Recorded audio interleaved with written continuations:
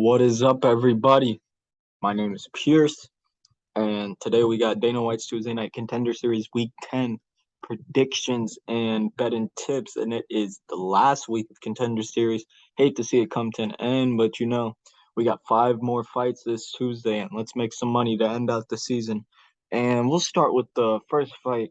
We got Ajim versus Mateus Bacoa. I'm not gonna try to say his last name, Bacoa, Mateus, and Ajim. So we'll start with Ajim.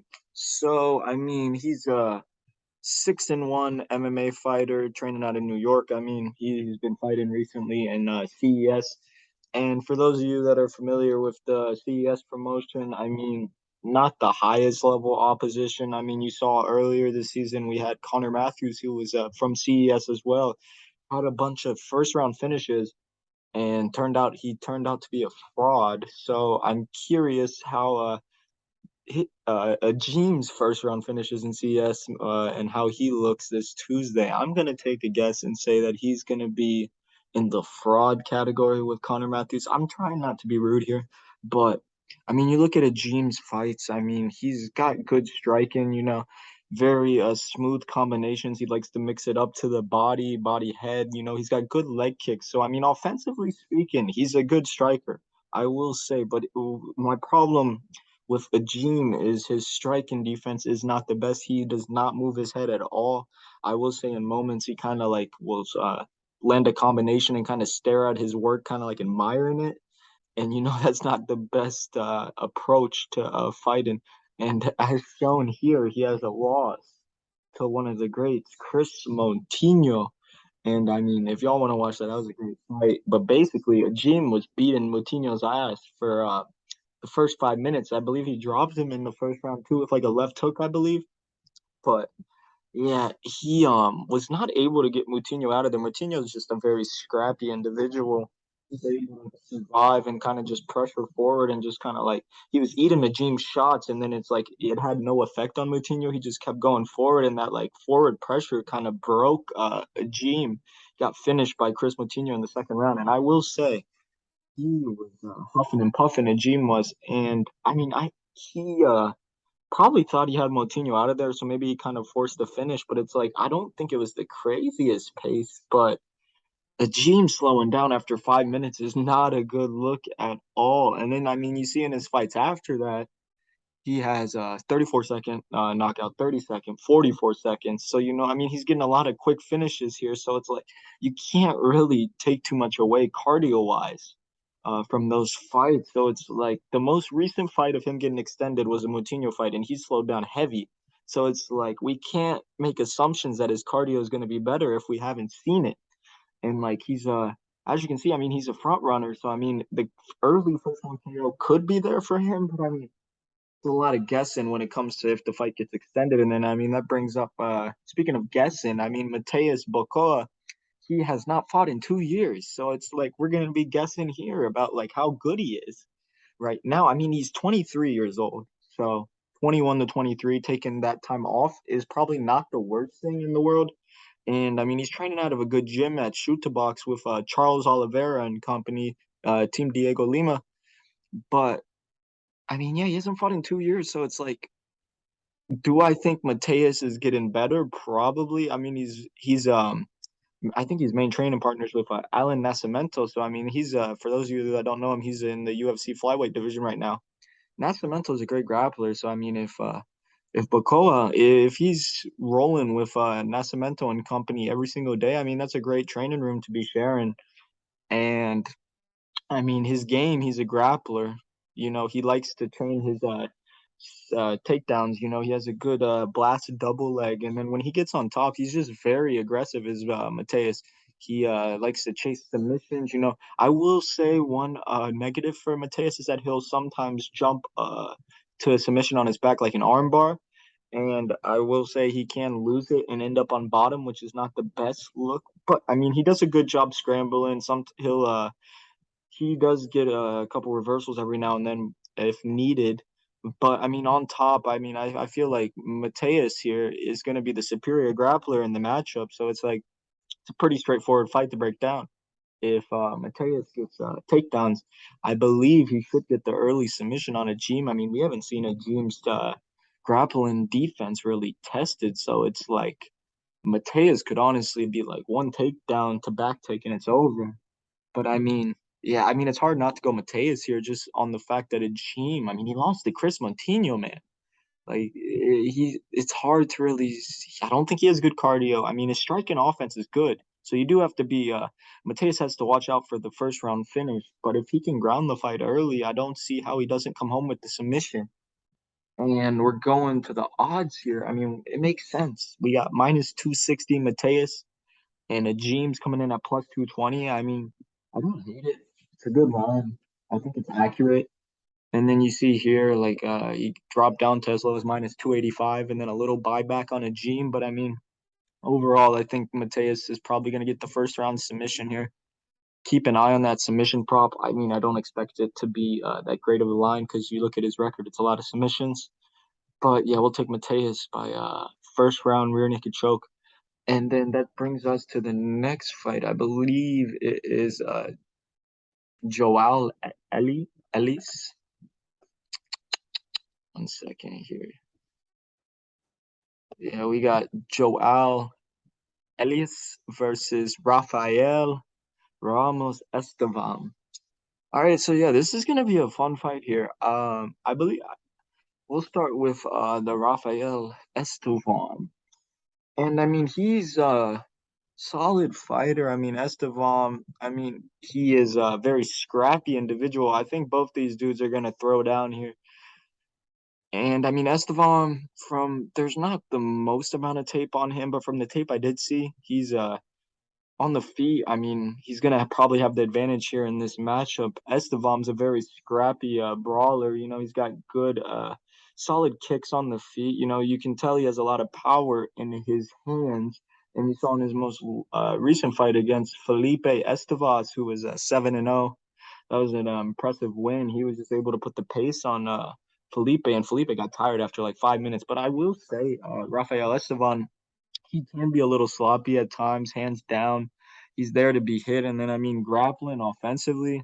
I mean, sometimes he'll go for takedowns and end up on top. But I mean, overall, I mean, I don't think his grappling nor wrestling is that high level to begin with. He's just fighting, I guess you could say, low level opposition. But I mean, Estevam, he's gonna fight for your dollar. He's tough as fuck, just a bit sloppy at times, which might not be good if he makes it to the UFC.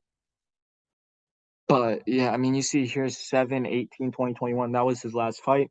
So it's been over a year since he's fought. So it's like a little bit. I mean, it's not bad when a fighter takes a long time off, but I mean, how old is he? He's 26. So I mean, he's probably making improvements right now. He's trying to have a good camp at Nova União, Jose Aldo's team. Shout out to Jose Aldo. He retired.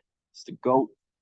But I mean, yeah, he's got a good gym, but it's like the last fight. I mean, he hasn't fought in over a year. And it's like, I mean, I assume he's making improvements, but it's like at the same time we're kind of guessing. And then speaking of cardio, hard to really say what we think Rafael's cardio is gonna look like. Because like in his most recent fight in LFA, it was like he looked pretty tired in that fight, but his opponent was also tired too, and he was able to get him out of there. But I mean, we got his opponent here, Joao Elias.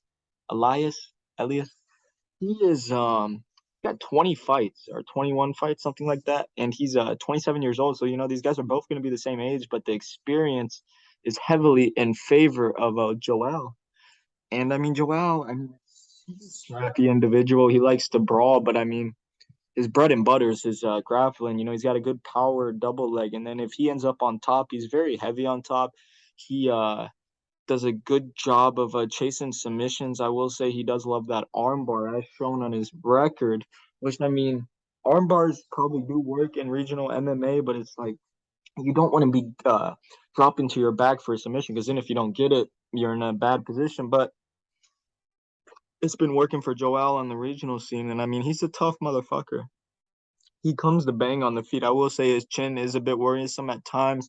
I mean, you see here in this Alejandro Catano fight, he got knocked out with a flying knee, vicious flying knee. If y'all want to watch that back, but I mean, yeah, I mean it's a pretty straightforward fight, kind of like the last one here. If Rafael Estevam can keep it on the feet, he's probably the superior striker here. Although Joao is probably a dog, he will make it a dog fight. It's just like I feel like his best path to victory is to take it down to the ground. And if he does take it down to the ground, I mean Rafael Estevam, I mean we haven't really seen him on his back, so it's like it's hard to really say how he's gonna look if he gets taken down. And then I mean also I wanted to touch on this. You see he went to draw. Some of your hardcores might know this guy, Bruno Correa. So, you see that on the Brazilian regional scene. Bruno Correa is a very tough test. And honestly, I thought Joao could have won 2 rounds. It's a very weird fight. I don't know why it was a draw. If there was I guess Bruno did drop him in the first round. So that could have warranted a 10-8. But I mean, fighting in a competitive fight with Bruno Correa is a very solid fight. But I mean, overall, I mean, it's a very difficult fight to predict, in my opinion. You got Rafael Ramos, who is coming in at minus 200 on Bet Online. Joao Elias coming in at plus 170. So it's like, do I think Rafael should be the favorite? Maybe. Maybe I could see that. But it's like, Joao is a dog. I know he has good, I mean, I wouldn't say good cardio. We've seen him go 3 rounds at a decent pace. And it's like, Rafael, I mean, he's handling his opponents as he should, but it's like, it's hard to really take much out of it because it's like he looks very sloppy, and it's like Joel's gonna bring a dog fight, and I think he has some grappling upside. So it's like I kind of want to take the dog shot on Joel Elias, and at plus 170, I don't see why not. So we're gonna go Joel Elias, and we'll go by decision. I think he's just gonna be able to push up Rafael against the cage, kind of get him tired. He might be able to get a late submission here. Honestly, no, we'll take the late submission. I struggle to see this fight going to decision unless it's an Elias wet blanket victory. But yeah, we'll take Joel for the grappling upside plus 170. Let's do it.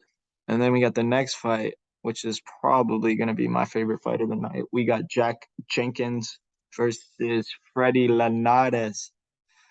And then we'll start with the Linares tape. And if this will load, but Linares, he's a very tough motherfucker, kind of like Estevam.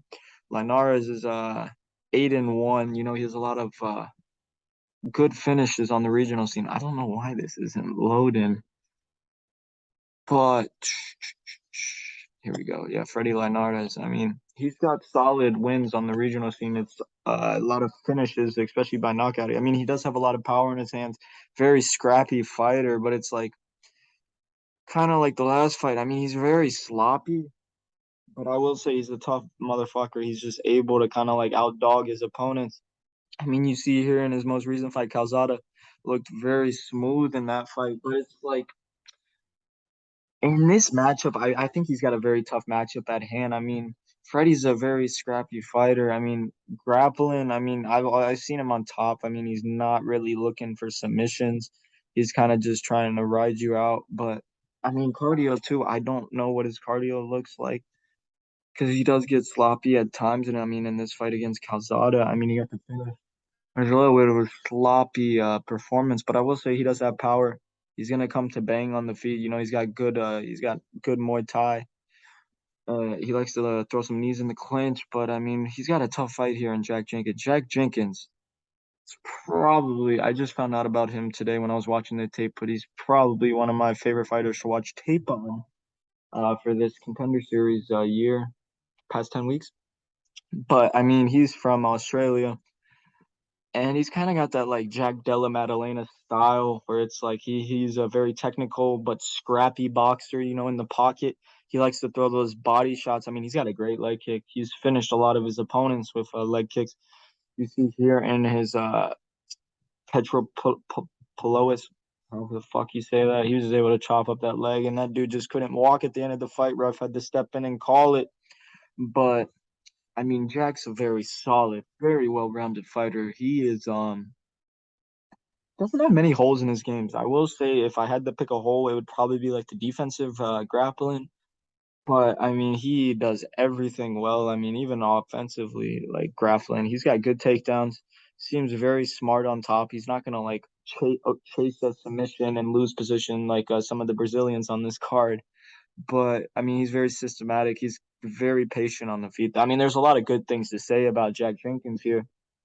which kind of is hinting at who I'm gonna pick here. But I mean, one thing I want to show you guys, he is 9-2 right now. He actually started off his career 3-2, so it's like good for him to bounce back on a 6-fight winning streak right now. I mean, it is Australia regional scene. You need to take it with a grain of salt. It's not the highest level opposition, but it's like from the tape I see, the dude is very fucking talented. It's like a mix of Jack Della Maddalena and Volkanovski. Just the way he fights is very, very satisfying to watch.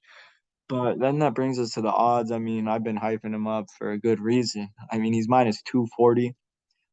Comeback on Freddy Linares is plus 200. So, I mean, I think Jack probably rolls here. I would say probably by decision because Freddy is a tough son of a bitch. I don't know if Jack's going to be able to knock him out. And plus, he's been going 5 rounds for Eternal MMA. So it's like we know Jack's got the cardio. He's got the skills. Just a matter of whether he can put it together Tuesday night. And I think if he shows up like he did on the tape, I think he wins this one pretty comfortably, just being the better, more technical fighter. And then we'll take Jack Jenkins, most likely by decision. I will keep an eye on that submission prop because I do think if he grapples here, it's probably the way to go because we haven't seen Freddy. He hasn't really been tested in the grappling. So, I mean, I feel like that could be a path to victory for Jack. Kind of box him up on the feet, chop up the legs. The leg kicks are going to be a big factor here, and maybe mix in the takedown. And I got Jack by dominant decision or submission. And we go to the next fight. Another great fight as well. We got Sam Patterson versus Vinicius Cenci. And we'll start with Vinicius Cenci. He is 7-1. He's there's only 2 fights on tape index for Cenci. And they're very quick finishes. I think one of them was like a second round guillotine. They might have both been guillotines, honestly. But I mean, Cenci, you can tell from the tape, he's a very long, rangy kickboxer, but he has a lot of power to him. Uh, very, very deceptive power for the lightweight division.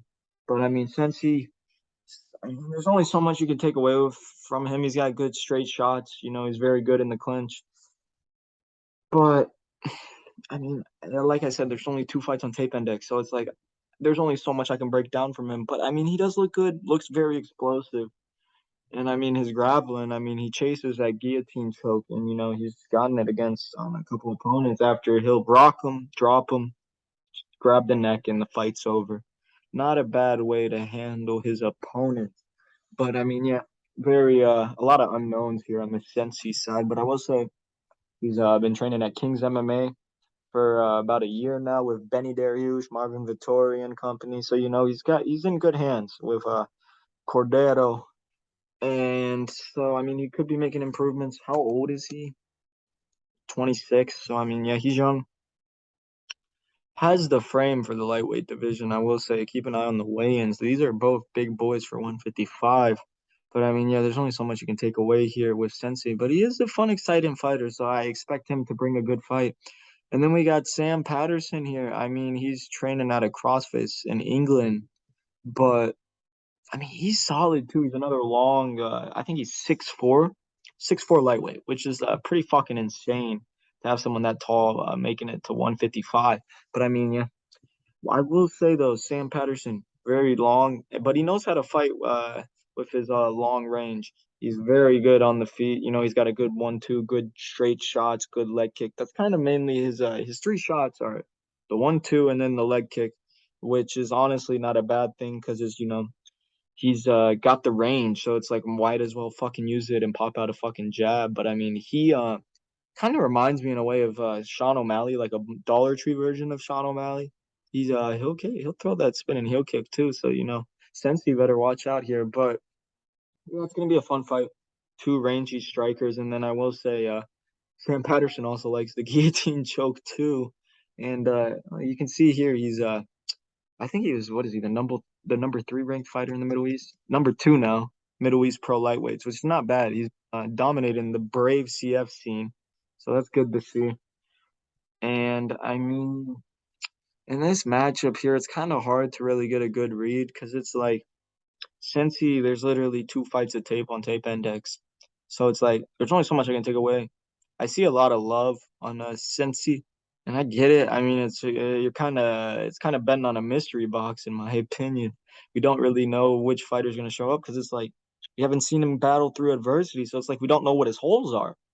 But I get why people are taking Cenci, but I like Patterson's game. I really do like his range, and he's a very smart individual on the feet. He doesn't like to overextend his combinations, but I will say his tall man defense could be a problem here. He does since he's 6'4". I mean, you don't. He probably is not expecting to get chinned in the lower level fights. It's like if you're backing up with your chin in the air against Sensi, that's probably not the best idea. But I will say fight doesn't go to decision is probably the more accurate. I mean, not accurate, confident bet on the fight. But I mean, I'm gonna take Patterson. I there's more tape on him.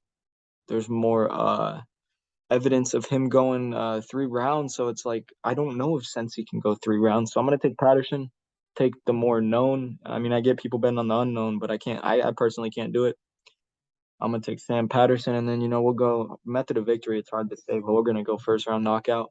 Fuck it, Sam Patterson, baby, let's go. And then we got the last fight. I mean, y'all, there's not really much to break down here. I mean, Dana White's milking the fuck out of Bo Nickal this season. Got him by the titty, milking him for all the money he can get.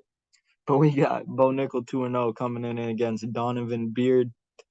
And I mean, what do you want me to tell you about Bo Nickal? 3-time NCAA national champion at Penn State.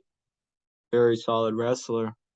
And I mean, he's being brought in to win here. As much as Donovan Beard, I mean, he's a fun fighter to watch. I will say he I believe he's the CFFC middleweight champion. Yeah, he beat Miles Lee 3-0 his last fight. I mean, that was a great great win there for Donovan Beard because he was getting grapple fucked for 3 rounds, but CFFC has it so it's like the title fights are 4 rounds, not 5 rounds.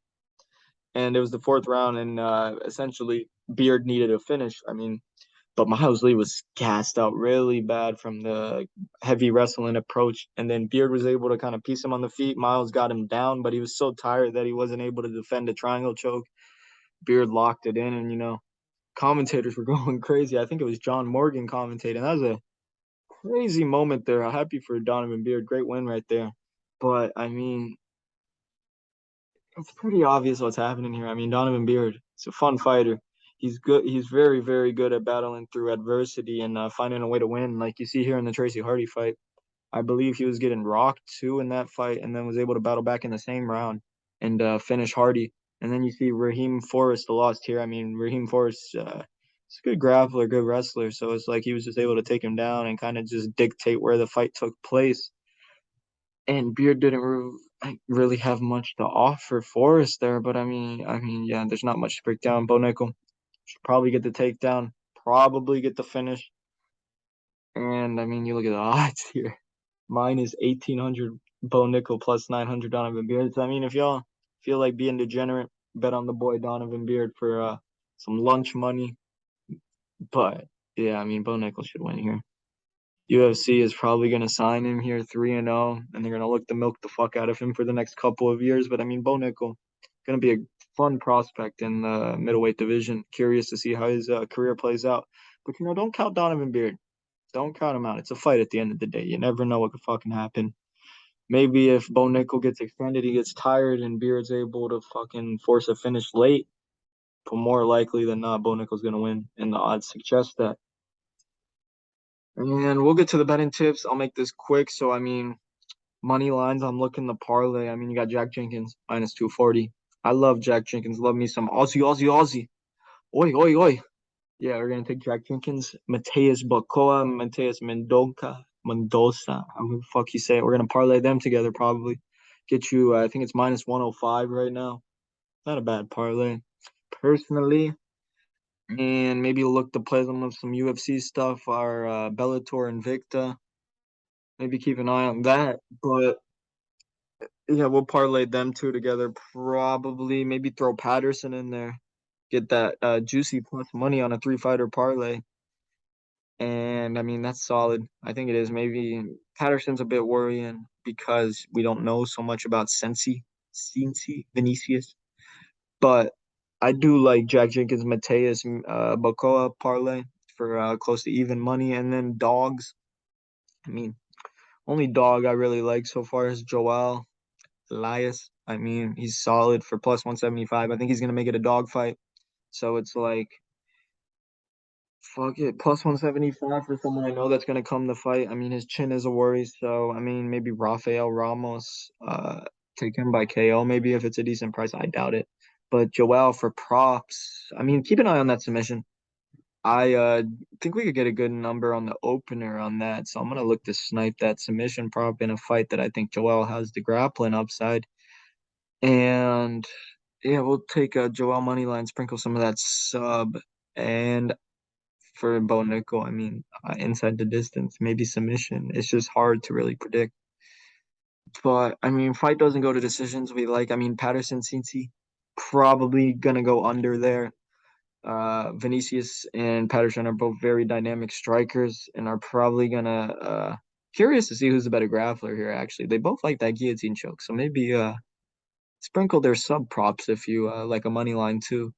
But yeah, we'll take the under there, and then in the Jack Jenkins Linares fight, I'm probably gonna take an over 1.5, maybe 2.5. If we can get some good numbers on that, I think the fight's gonna go to decision at a pretty high clip. But keep an eye on Jenkins by submission. Because I do think there's a lot of unknowns when it comes to the grappling of Linares. So maybe sprinkle the sub prop if we can get a nice line. I mean, overall, a couple money lines I like here, a couple unders I like here. But it'll be a fun card to watch entertainment wise. Really looking forward to a couple of these fights. And it's a pleasure breaking down the past 10 weeks of fights with you guys. Feel free in the comments. Let me know if there's any other suggestions on like different promotions or you would like to see me do betting tips and predictions on. I'm thinking maybe like Bellator, maybe like LFA, Cage Warrior, something along the lines of that. But feel free to leave some suggestions in the comments, and hopefully we can end the season off on a bang and let's make some money, baby. Let's go. Aussie, Aussie, Aussie. Oi, oi, oi.